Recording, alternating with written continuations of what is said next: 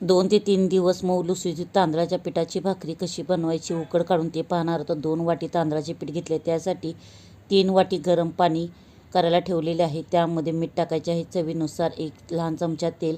त्याला छान उकळी आल्यानंतर त्यातील अर्धी वाटी पाणी काढून घ्यायचे आहे. तांदळाचे पीठ जुनं असल्या कारणाने पाण्याचे प्रमाण ठरवणे. तर त्यामध्ये पीठ टाकून ते छान मिक्स करून गॅस बंद करून 15 मिनटं आपल्याला हे पीठ उकड काढून घ्यायची. आणि हे उकड छान एका पसरट ह्याच्या प्लॅटफॉर्मवर काढून छान पीठ आपल्याला 7 ते 8 मिनटं मळून घ्यायचे आहे, जेणेकरून आपली भाकरी तडा जाणार नाही व मऊ लुसलुशीत राहील.